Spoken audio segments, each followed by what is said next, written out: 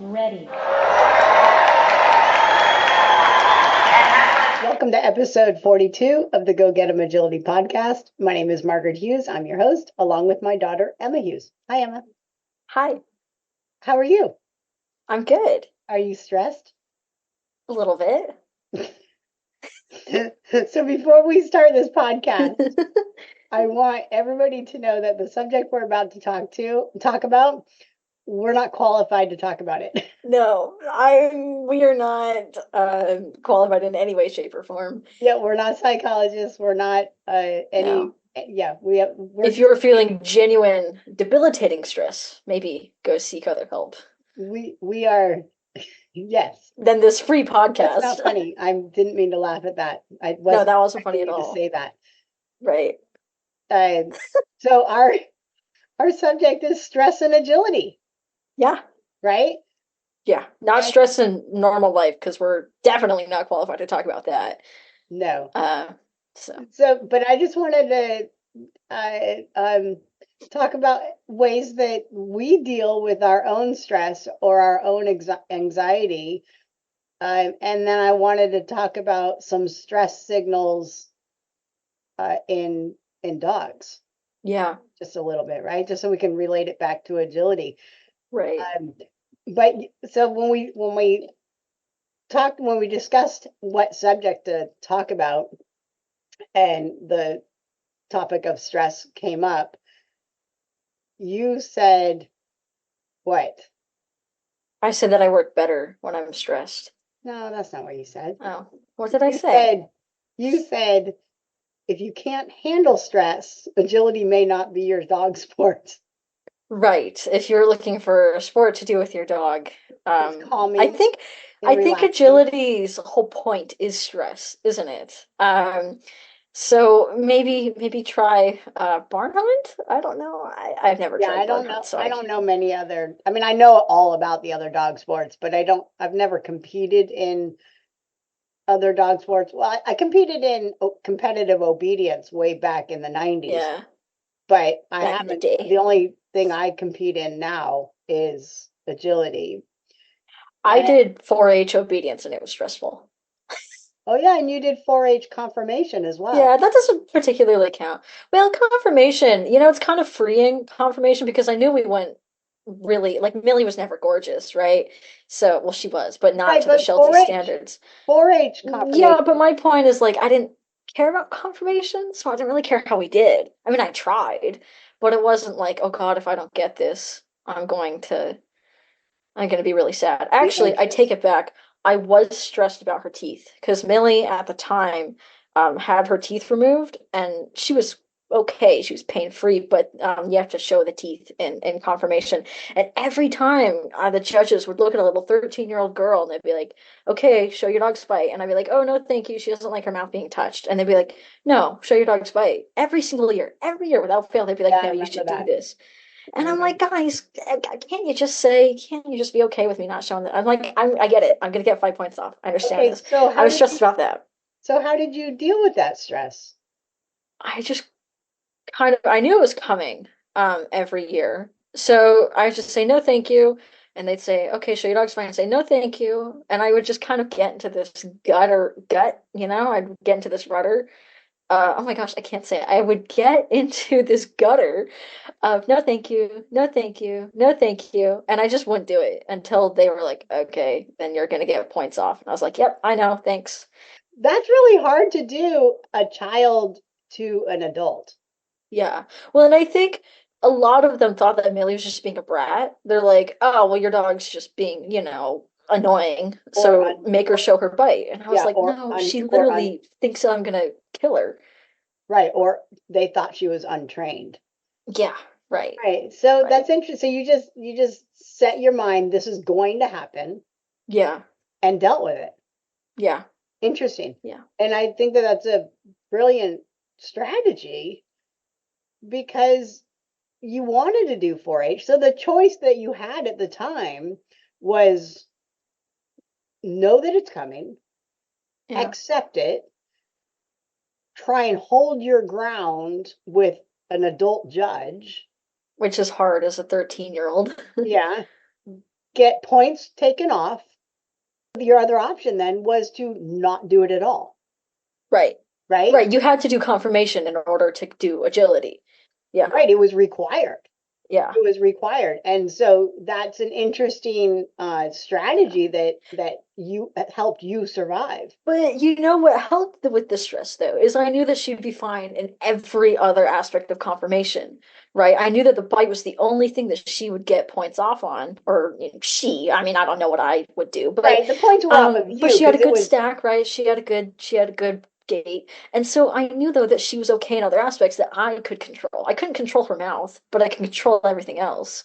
right. And let's just be clear here that in 4-H, it's the child that's being judged, not the Yes, yeah, right. or how the dog is trained, not how pretty they are. Right. So it's showmanship Yeah, versus confirmation.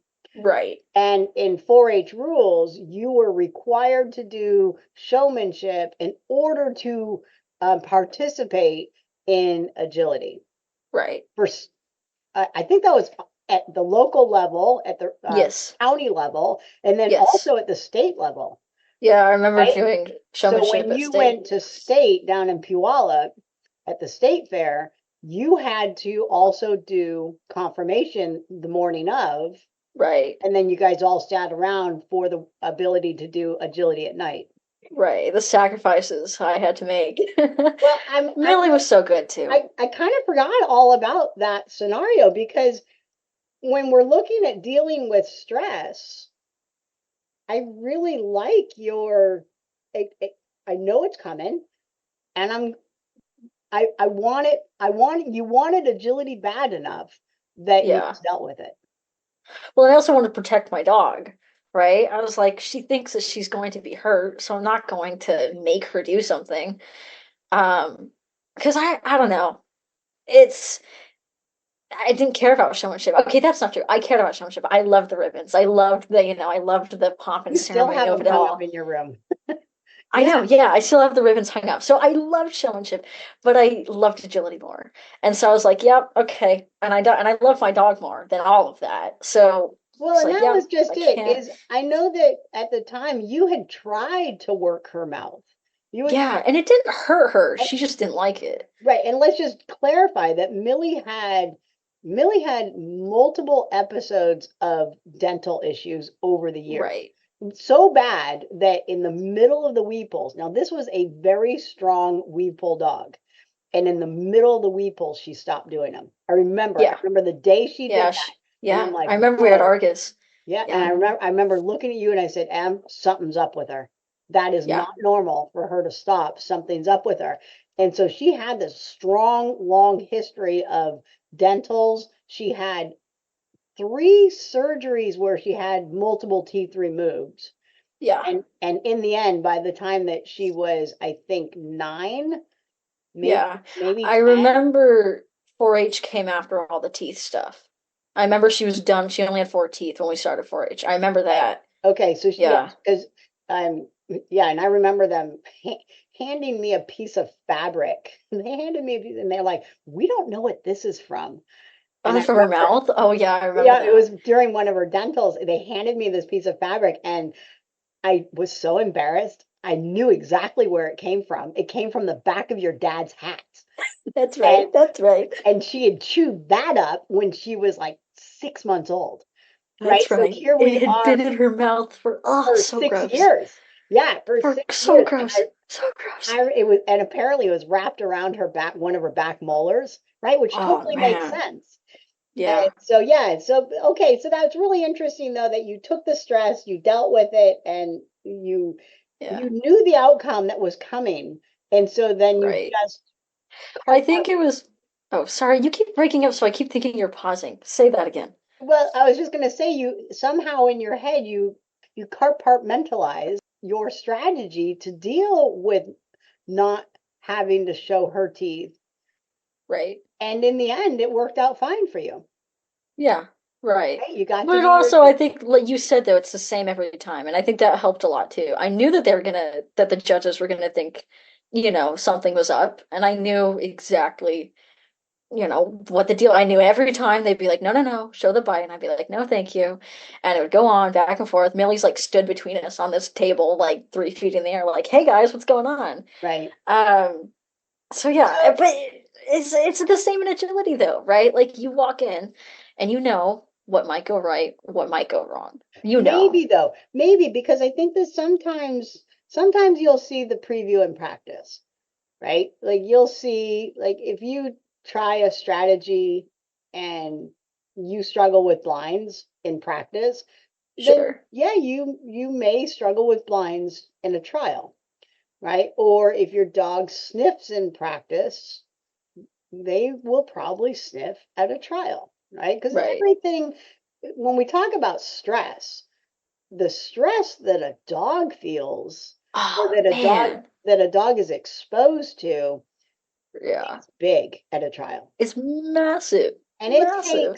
it takes some time for dogs to get the groove. Just like it does the very first agility class you ever attend, it generally feels chaotic to everybody. It doesn't feel chaotic to me anymore because I know that it takes a while for dogs to come in, look around, get a feel for the other dogs in the class.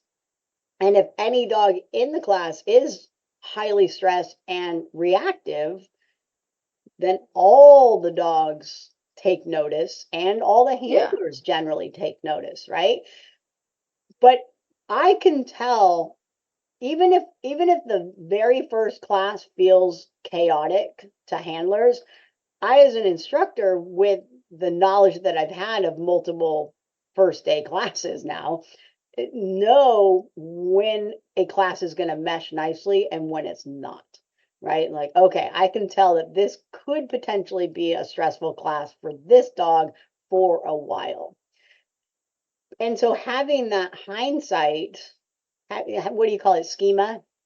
Having Yeah. Yeah. having that schema gives me the ability to handle whatever stress first day class sends me, whereas somebody out of the gate doesn't have that, right? Somebody coming Right. to an agility class for the very first time ever, novice A dog, novice A handler, they don't have that schema of how the stress will subside. Right. And once you do have that schema, it becomes the most brilliant sport in the world, right? But it's getting over that hurdle. And you need that schema to continue on. Um, because it's the same with class, then it's the same with teaching the obstacles, then it's the same with actually running a course, then it's the same with trial environments. And I think trial environments particularly, once you know how it goes and you know once you get out of the groove of, oh, I'm not sure about this, or once you know how it's going to go and you've accepted it and you're okay with it, that's the other part is being okay with how things are going to go. It becomes easier. I wouldn't say it becomes stressless, but it becomes easier. Correct, right. And you said something when we go back to the 4-H discussion, you said something about the showmanship judge. You didn't care of the Yeah. outcome. Now you did have a little bit of caring, right? But you Yeah, knew, I remember I cried once when one yelled at me. So yeah. yeah, but you knew that you're going to get points deducted. Yeah, And so you were okay with that. And I think that that may be a key element in dealing with a known stress in your own team, sure. right? Yeah, If and you but it know, was also nobody else depended on me, right? So if I went down, it wasn't like my, buddy next to me was going to get penalized as well. So that was okay too. I knew that me being alone and going down in this little showmanship, like, weird points off thing, that was just me. And I knew that if it affected everybody in our little group, I think I would have stressed out a lot more. But agility, once again, is just you and the dog, right? And so stress is only going to affect you and your dog. It's only going to affect your team. right, So, but yeah, what I was trying to make the comparison of is that you didn't care about the showmanship point deduction. You knew it was coming and you dealt with it. And I think that that may be a key element if a team has a known difficult part coming up in an agility course, as long you keep practicing, right? You keep trying to train Yeah. towards ideal, but until you're at ideal and until your dog has adapted to ideal, maybe not caring is a Yeah. ticket is a ticket to feeling good by attending the trial anyway. Right. Yeah. Right? That, and Yeah. a lot of people characterize it as long as you're having fun. And Yeah. I gotta say that people say I that gotta, all the time, and I think they're faking themselves out. I yeah, I think you're right. I think you're right. I think you're dead on the money. I do. Because I think that you can have fun when you know that you've got some of it right. Right. Yeah. Right? If the whole Yeah. ship goes down and nothing went right whatsoever, I think a lot of people quit.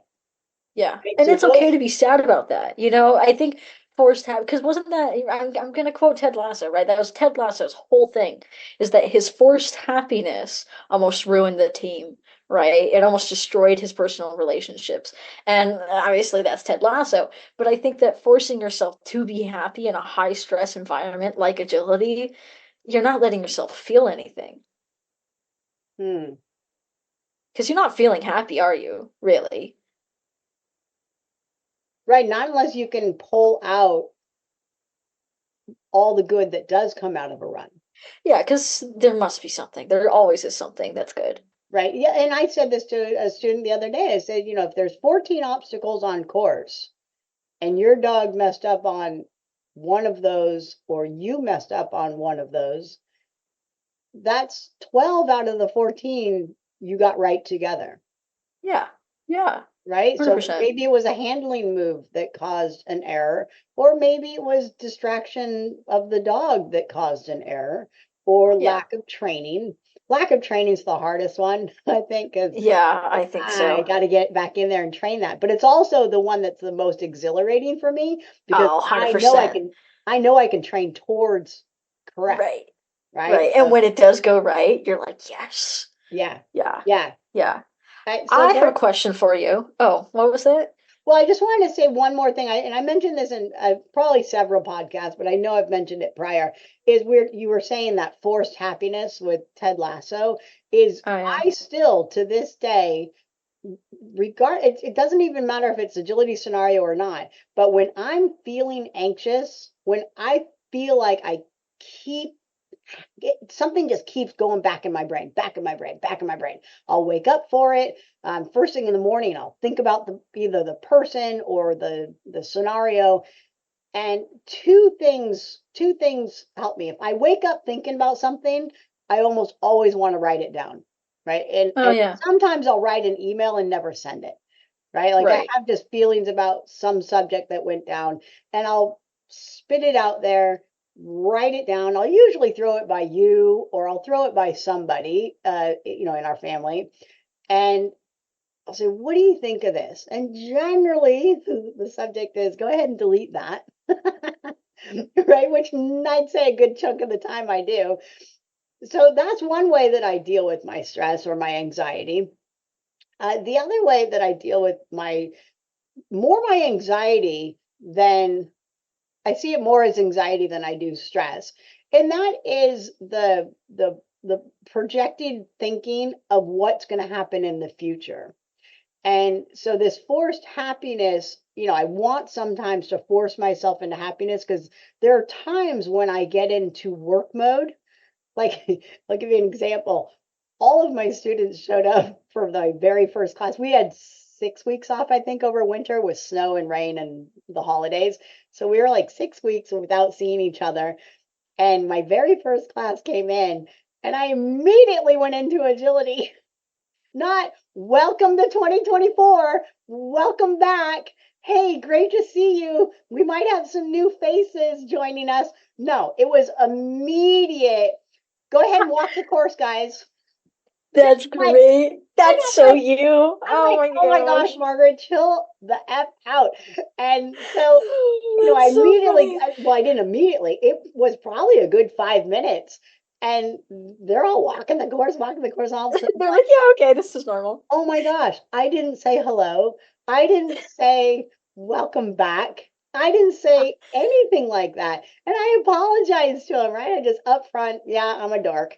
And that's my dealing with just my forward thinking of I get so marked on what I want to work on that all of my kindness goes right out the window sometimes, Sure. right? And That's funny. it's that what's the word, work face, or some people call it bitch face, right? Oh, that's right. I was Just thinking about that that today, actually. I can't, there's another word for it. Yeah, But sometimes when I feel myself going into that mode, then I do want to force happiness. And sure. what I do is 30 solid seconds of some of the hardest smiling I can do. Yeah, that's always been a good one. And Yeah, it just changes my mood.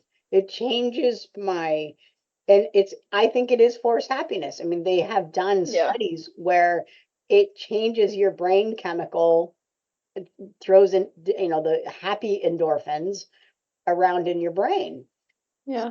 I'm not opposed to forced happiness, No. but I don't want it to be a fake happiness either. I think if it's a crutch, it's not great. But I also do think that surrounding yourself with people that, will support you is good too, because I think that only recently really have we gotten a little group in agility. Well, I mean, we've always been friends with many, many, many people in agility for years. But now that you've got students, it's actually helped me, and I know that they're not my students, but it's like, okay, I've just run, and if it was a really bad run, I can distract myself with, oh, okay, well, let's go see how, so and so's doing. Right. And I think that it's it comes with friends, it comes with students, it comes with, colleagues. And you kind of understand why people have cliques in agility then, because you kind of can, okay, deal with the stress together. And I really, thinking back before you really started teaching again, it was just us two, really. Hmm. Well, consistently. I For a mean, long obviously we time. have Oh, friends, for like a I very said, but it long was time. just us two. And I don't know. I mean, I think we work well together in agility at Absolutely. trials. Love it. Miss it. Love Yeah. it. Yeah. But I think that the way that we handled stress, it's easier for us because I've literally known you my entire life. You birthed me, so it's easier. But it's hard for you to find friends if you don't have a connection like we do. Um, Yeah. Yeah. so it's hard to find people to relieve that stress. Yeah. And I don't think that you need to be like buddy buddy with everybody in No, no, agility no, no, no, no. to have the ability to relieve your stress. And in fact, I No. think sometimes people seek out easier options Oh, because yeah, right. because they don't like uh to kind of see the mirror, right? See Right, somebody 100%. And I'm telling not them saying what that they're doing. you have to have friends in agility, because obviously we didn't for, okay, well, we did, but you know what I mean. Yeah, I'm just saying that if there is somebody who you're like, yeah, I kind of want to be friends with you, it's okay. You can be friends with them, you know? It's not a dog eat dog world, right. pun But you intended. also don't have to be It's best friends with them, no, right? exactly. You don't have to I be, I have a couple. I had a couple of students that got upset with other competitors because they weren't friendly with them, right? And right. that's And their agility's version not of friendly, friendly, really. right? That's their version Yeah, of what friendly looks to them, right? yeah. And sometimes people are genuinely not outgoing, right? And No, I know I'm not. that's not a bad thing. You can sit next to them and they won't Oh, spark up a conversation with you, but they're totally pleasant, right? They yeah, just aren't, what do you call it? A yeah. middler? They aren't a middle. Yeah, they're not a middler, No, as the Larry person, David would say. no, a middler is somebody that you put in the middle of a dinner table that keeps the conversation going. Yeah, I'm not a middler. You're not a, I'm a little bit of a, You're a middler. You're but a great middler. I'm a selective middler. I don't like to converse with everybody. No, but you're good at it, I think. I if somebody Yeah. starts conversing with me, there have been times I'm like, yeah, you kind of bug me. I'm going to shut this down. But there are Yeah. other times that I'm totally open and Yeah. willing. And again, it You depends on know your own what day. college? Oh, sorry, you keep breaking up. Um, you know what college has taught me is that I'm not a middler. I've been asked more times at parties, not parties, but like, social gatherings. Oh my God, are you okay? I You have at seal face. least That's at what it's called. least yeah, I'm having like the time of my life. I'm like, this is so much fun. And oh my God, are you okay? I've been asked so many times. And I've been asked it at trials too. I vividly remember at a UKI trial, I was the first dog on the line. And I was just chilling. I was with Dot. I was confident on the course. And we'd done really, really, really well. We'd gotten the bye to the US Open. I was so excited. I was like, yes, nice, awesome. This next course is gonna be so much fun. We don't really have a lot on the line. And I remember the judge came up to me, she's like, wow, you got your game face on. And Yeah, I was like, game what? face. And that was a very nice term for you look like you're gonna murder somebody. And I was like, what are you talking about? She's like, oh, I could see you across the room. Your face was just like stone. I'm Right. like, no, it's not. She's like, yeah, it is. And I've realized that I'm a very unapproachable looking person, and I don't mean for that. If you ever see me at a trial, you can come up to me. It's okay. It's okay. Right. Right. Even if I look like very angry, I'm okay. I promise.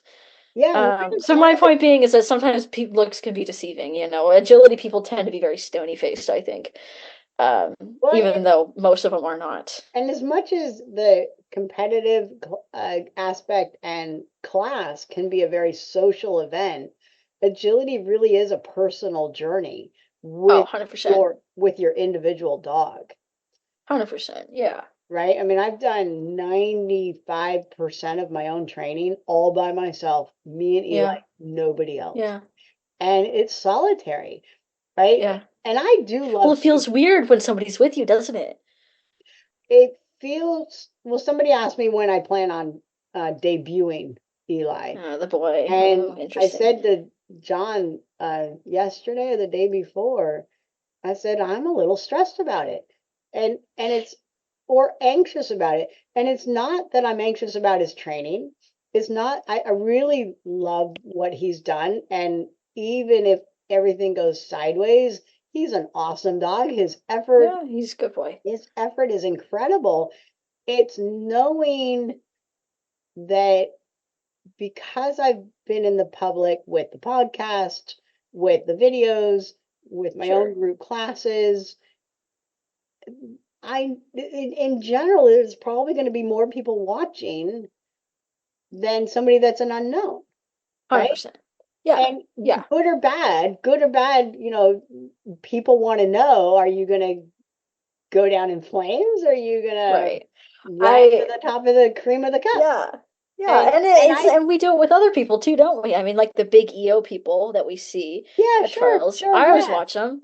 If And they're if here's they're around, I'm like, yeah, okay, I'll watch you. Yeah, and here's the thing though, is that with debut dogs, generally you're somewhere in the middle, right? Yeah. Generally you Yeah. don't crash and burn, right? And No. things just go completely sideways because usually you have some idea your training's good, you've been doing good in class Yeah. or whatever.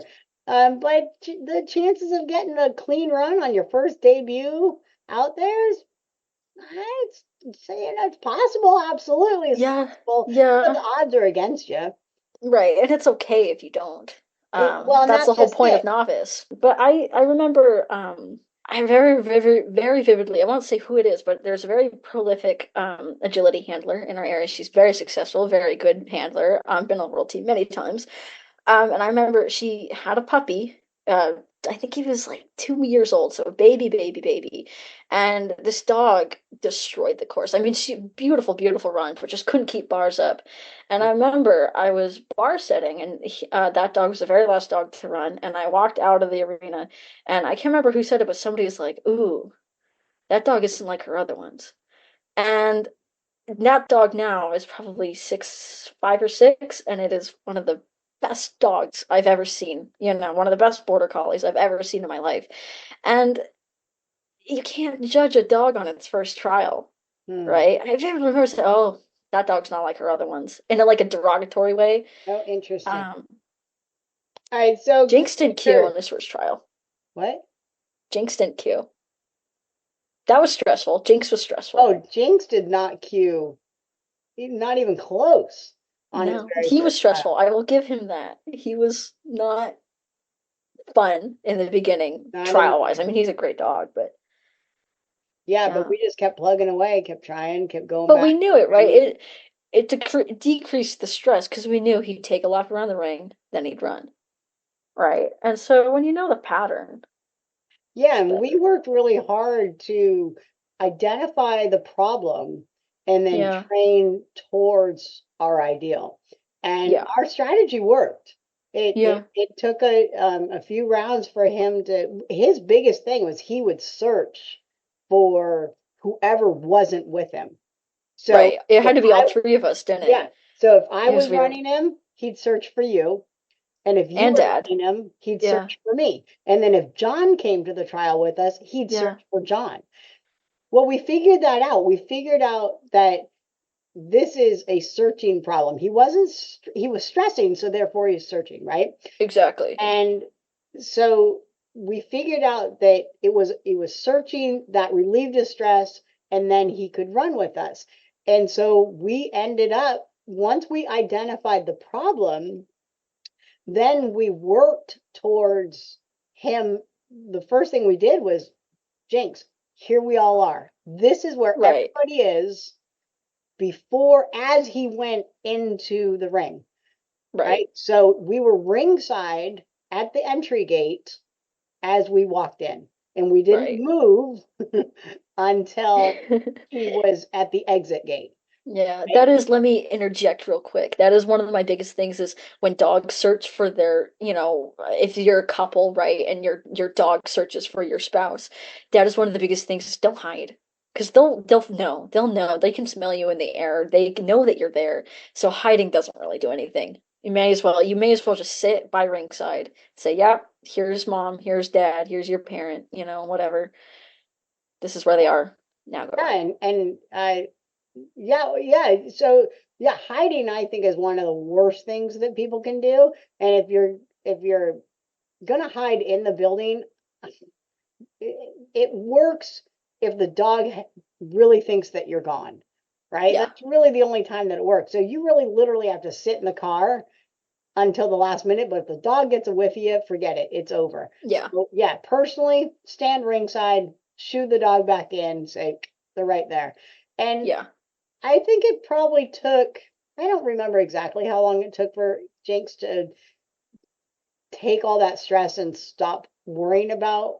I mean, maybe just the training helped him, right? The training helped him, the trialing helped him, knowing where we were helped him. And then all of a sudden, it was no problem. We didn't have to be near him anymore. Right. Right. And we Yeah. just kept trying. How about now? Do you need to have us now? Nope. Yeah. He still needs us.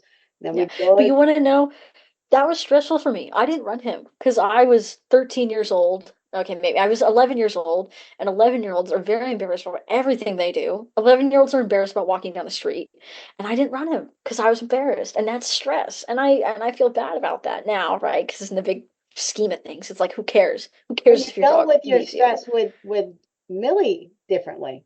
Maybe because you Yeah, really hated me running Millie. oh, well, yeah, You didn't that's mind me that's running called that's Jinx. called a red flag right there. That's called being possessive. That's something I It- need to work on. So on one Um, hand, you completely, but on one hand, you completely avoided the stress by not participating. exactly. So that's a poor stress tactic, I think, but I did do it.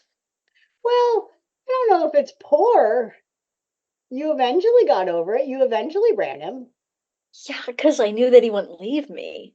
Hmm, interesting. But yeah, I think you're right that you have to want. So like Millie and Dawn, I would rather be embarrassed with them because I want them, both of them, so bad that I was like, okay, I'll just deal with it. Right? Whereas Jinx was always a family dog. And so I knew that if I turned around and said, Mom, I don't want to run him, will you run him? You would say yes. But I know if I turned around and said, I don't want to run Dot, you'd be like, what are you talking about? It's your Hmm, dog. And I'm not saying that you cause stress. interesting. My want to run the dog was so powerful. All right. I'm so Well, proud of Dottie. I so badly wanted her to do well. I know it's not the easiest thing not to care about cues. I know it's not easy Oh, right. It's because so we all want a hard. cue. And It's you're so putting hard. money out there. You're paying for that cue, right? Yeah, And you're also paying for the embarrassment of whatever you feel right. when things go back, Yeah, people say a hot mess or everything went wrong. And my suggestion is video everything. Get yeah, used to watching yourself. So video all your practice so that you can see what all you did do right. right, Stop focusing on all the things that you did wrong. However, go train it. Keep right. training it. Keep talking to yourself and telling yourself what to do when. Find strategies on how to handle, clean the handling up. Get Mm, your handling, keep working towards better and better handling because I really think outside of skills training, handling training is absolutely number one. Clean it yeah, up and things really skills, yeah, then handling, skills, right, handling, then skills, right? Both, you have right, to have both of them. You have to have both right. of them. Dog has to know their Control the job. thing. Dog has to know their job. Handler has to know their job. Control the things that you can control, and that'll lower your stress. Right? You can't control the weather. You can't control if it's pouring down at a trial, but you can control how you react to, the dogs barking next to you Yeah. or whatever causes you stress. You can train your dog that's a reaction. I feel like that is something that a lot of people at trials, if it goes bad and they're like, "Oh man, I don't know how to deal with this." And I think sitting yourself down and saying, "I'm going to train this. I'm going to train myself out of this." I think that's a reaction you're allowed to have. I think that's a reaction you're supposed to have. So tell me this then. We know that agility trialing is stressful. We know that training dogs can be stressful, right? Just The dogs are stressful. learning the game of agility can be very, very stressful. Why do people like it? Because I think I once said this to you. I said watching Dottie get a verbal correctly is better than crack cocaine. Now I've never been on any drugs whatsoever, but I would imagine that it's the same. So Um, it's that feeling that when you do get it right. it's addicting. It really is. If I had all the money in the world, I'd never be away from trialing. Because I genuinely, it's kind of like, when people are like, oh, well, why do people race cars? Why do people jump? Why do people go skydiving? Why do people do bungee jumping? Yeah, And but it's those are just really like, extreme. Those are really extreme examples. yeah, but the payout of endorphin, of, positive endorphins is like insane. And I think that agility is the same, obviously, on a smaller level. But it's like, I don't know. Okay, It, I it, think I have a reason. It's when things do go right, the the satisfaction that the handler gets is definitely exhilarating. yeah. But there's also the look on the dog's face Oh, it's so when cute. when you tell them that they get something right, Right, is addicting. Like right. I did a run with Eli today and he did awesome. And I'm like, that was it, buddy. That was Yeah. it. And Oh, he he's a good was boy. just gleeful, right? And Yeah. running and going and grabbing his ball.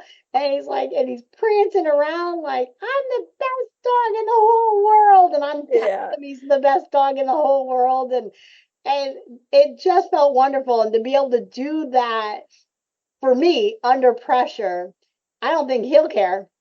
Yeah, He right. can care about the stress of the environment, right? He totally may care about the stress of the environment. But I think that the pure satisfaction that I show him, Right. so he could knock every bar. If I was like, that was it, dude, you're the best, he'd be like, yeah, man, we're so cool. Yeah, yeah, yeah. And so when things are going sideways on the dog, I'm not saying praise knock bars. I'm not saying praise wrong courses or whatever. But at the end of the day, it's your choice to go in the ring. It's not the dogs. Train the skills and tell them they're the best, regardless of Yeah, down. right. Yeah. Oh, I was gonna come back with like a much less wholesome. Tell me. I think it's instant gratification as well. It's 30 seconds, right? It is so fast. And so it could either be the best 30 seconds of your life or it's the worst, right? And if it's the worst, it's only 30 seconds. Who cares, right? That is such an insignificant amount of time.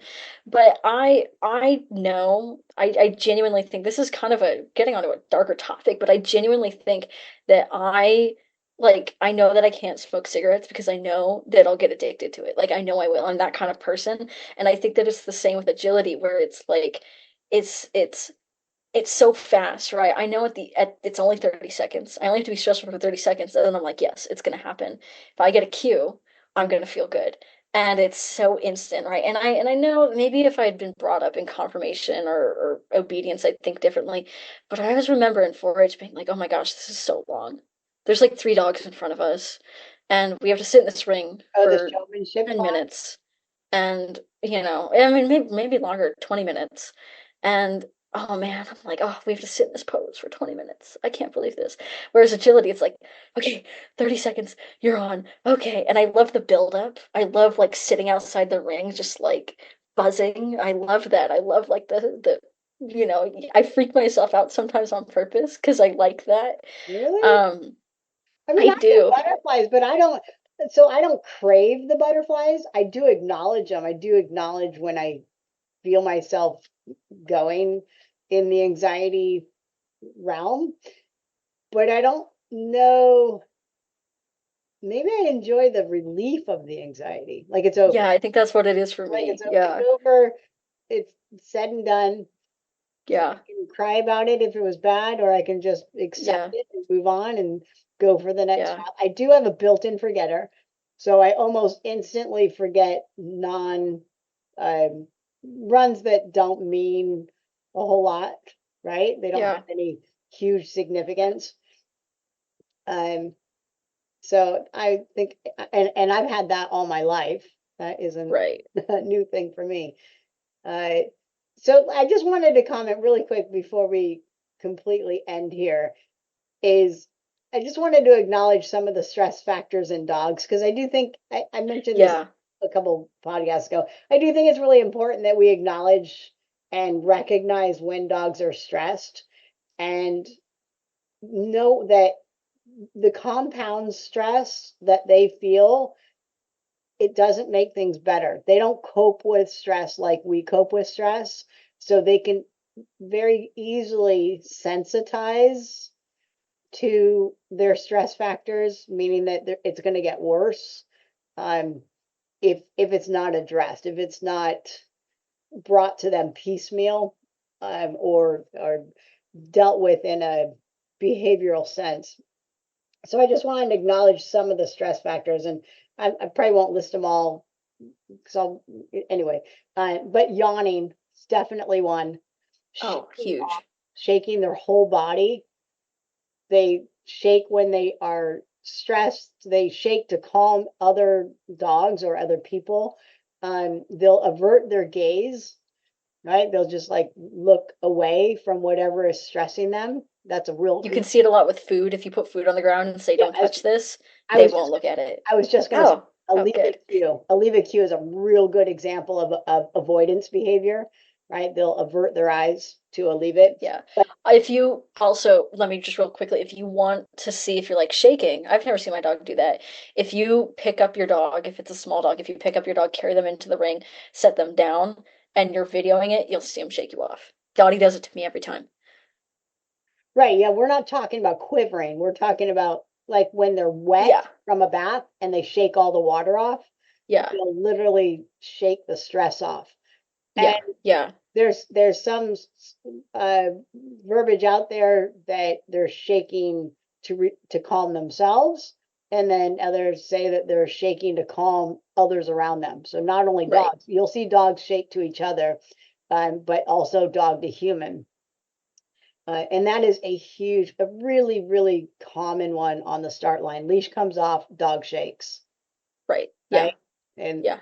so if you know that you have a known shaker, I encourage you to put it on cue and let them shake, right? If you Yeah. immediately leash, sit down, and they need that stress relief, then by putting them in a sit stay, they want to shake before they want to jump, Yeah. right? And so sometimes just letting them shake, some will shake on leash, but most shake off leash.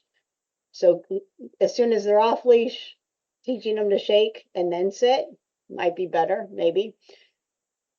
Sniffing definitely is a big one. Yeah. Huge Big, one. big, big stress indicator. Yeah. Panting. Uh, and And jumping it's not on like people can be a panting, stress huh? indicator. Running to Oh, people yeah. and jumping on them. Yeah. What else? I said panting, but not like there's a difference between exertion panting and stress panting. Stress Definitely. panting's like their tongue's like barely out and they're just like it's a very like if you're feeling stressed, Like it's hyper, kind of a visualization of how you feel, basically. If you were a dog, what would you look like when you're stressed? And yeah, that's kind of what it looks like. like hyperventilating. Yeah, yeah, and they just kind of like you can see it. And they will refuse to drink water. They might not eat. Yeah, Oh, if they're not eating, non-eaters, dogs that normally eat, if they stop eating, that is way over threshold. that's That, overstimulation. Yeah. oh, that is high, high, high stress. That's Really like you high shouldn't be stress. making your dog do this, right? It's Probably shaking shouldn't be. off, right? Yeah, Shaking off. Dottie's done it for 6 years, right? And she's been fine. If she wasn't eating, that's bad. That's not de- good. That's definitely. too stressful. Yeah, if you go to a trial and your dog stops eating, you've got high stress. Encourage you Yeah, to rethink the whole approach of yeah, getting them to trial because you've got bigger fish to fry than jump cues. yeah. Uh, what else? Um, I mean, there's a load. You can go read Turid Rugas's calming signals. She yeah, spits them all out there. But it's, you watch for them in other dogs, watch for them in your own dog. Video, because sometimes they do it when our backs are turned. Eli's a big yeah. fan of that. When I start looking around, he stress yawns. Oh, really? Oh yeah, Interesting. yeah. I have a Oh, the other question. stress that he does, his big stressor is he does a cheek puff. So, Yeah, he and he's does, and done it's that cute, since eight but weeks. yeah, Yeah, he does a cheek puff. But his yeah. is stress yawning. Did he shake me off today? He shakes me off all the time, but that's because I'm Well, really grabby with him. when he's really I'm mean to him. aroused and like overstimulated on the toy, and then you try and pet him, Yeah, he'll shake you off after pet. Yeah, and some dogs stress up, so that would be a example of stressing up, and then other dogs stress down, the sniffing. Right? yeah. Zoomies is a stress Oh, Zoomies mechanism. is a big So one. they're Yeah, stressing up, zoomies running around. Um, yeah. So stressing up, stressing down. Jess Martin makes a really good analogy of thinking of dogs stress like a rubber band, right? And you can stretch them out so far, but if you stress them to the point where the band snaps, then all this displacement behavior starts to emerge, the running off, the sniffing, the zoomies, all of that. So trying to keep that rubber band from stretching out. And some coping mechanisms, it's just a one and done. They can keep going, right? Like Jinx's stress of going and finding somebody and then he could run. That is completely different than I got to get the zoomies out for 2 minutes, right? So there's a duration of stress that dogs get into as well. And then that also pairs into, you've captured them and put them in a crate or captured them, yeah. Especially if taken you them. get mad at them. Oh Yeah. my God, So then, that's then yeah, dogs go just into pure avoidance, which is a training issue, but it comes out as a stress yeah. indicator as well, right? They don't want to be caught.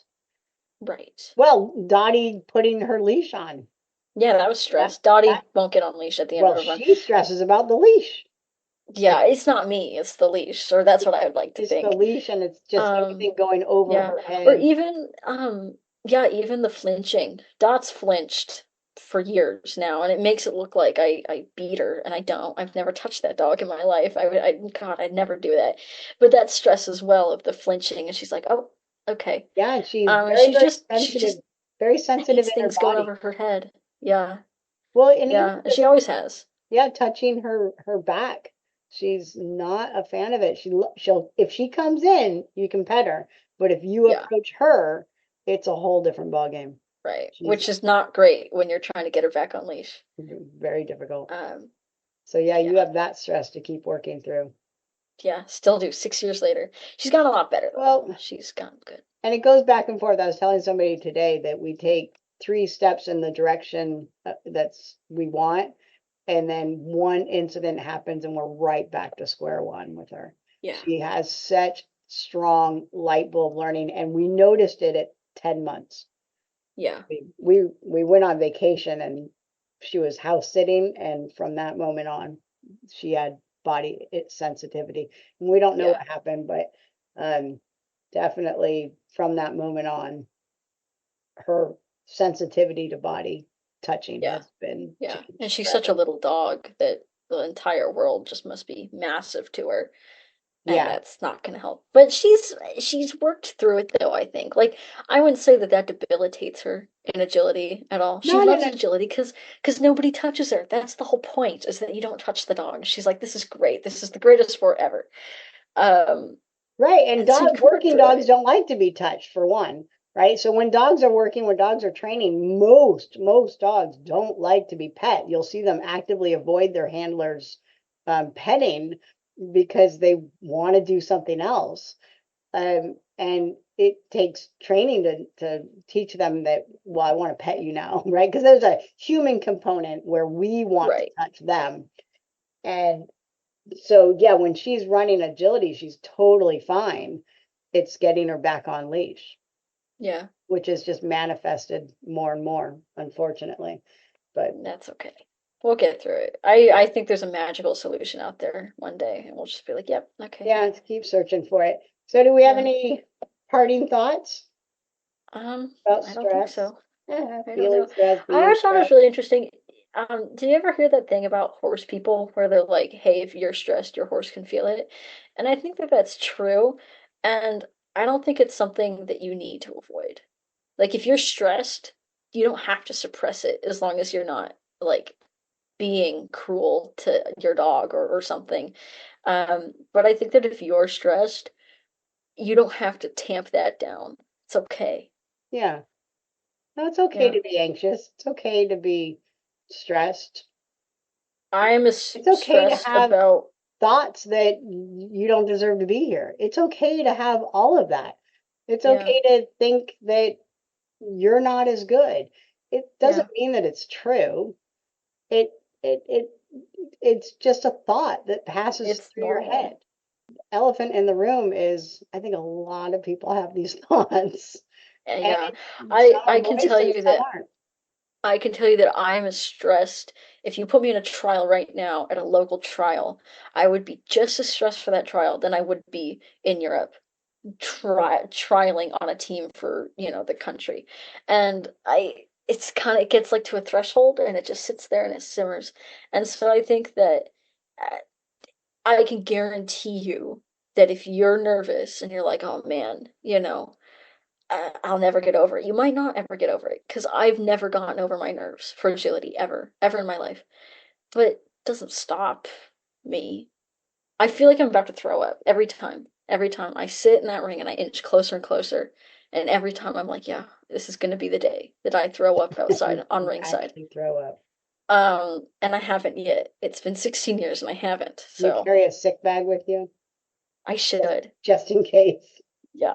Dottie will be like, what are you doing? Gosh. Mm, So yeah, my point being is that you don't have to shove them away, the feelings. If you can work with them, it's okay. You can do agility. yeah, so here are thoughts that go on in my head. These are my stress anxiety mechanism, coping mechanism, and they work for everybody? I have no idea. But Is one of them going to be the leg shaking? Because that makes me stressed. this is an anatomical motion on my part. So what do? I learn people's names.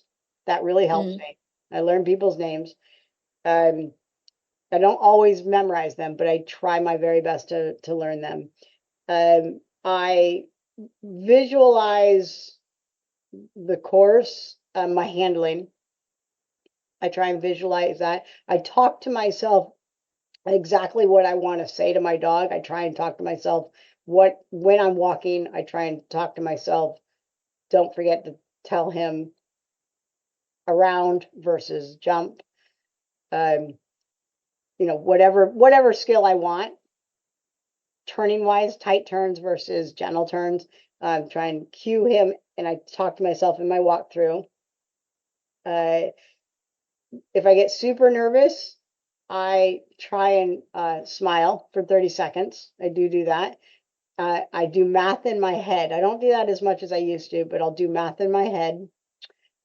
I'll renumber the course. I'll go through while I'm standing there, and I'll mentally go through one through whatever in my head of what's next. So jump is 1, jump is 2, jump is 3, A-frame is 4, blah blah blah.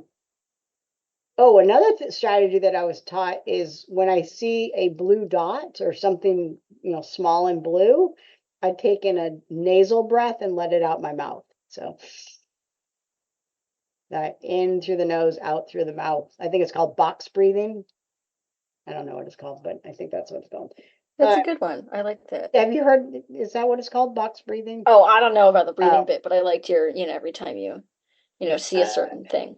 what else do I do? I think Oh, about you the know course. another thing that I've learned?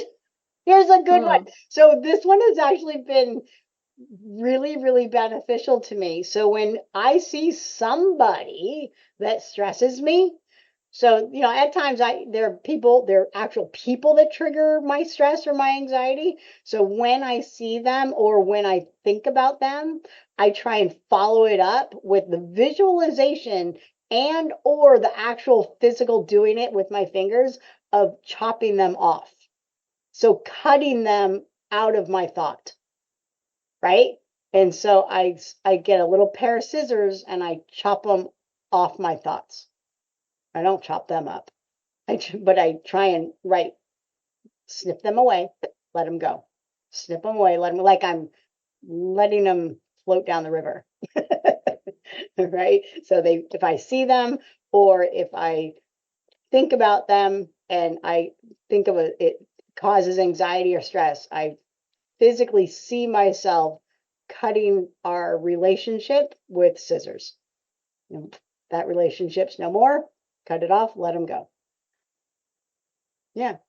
And that's actually worked really well for me. Sometimes it comes back. Anyway. But in the moment it works well. All right. So that's All it. right. Yeah, We're stressless now.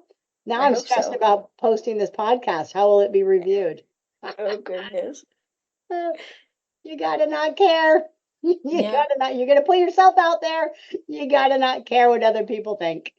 yeah, Yeah, yeah. yeah, Want to yeah, live a solitary life. Nobody will bug you, but you yeah, want to put yeah. yourself out there. If it all goes downhill, at least it's a story.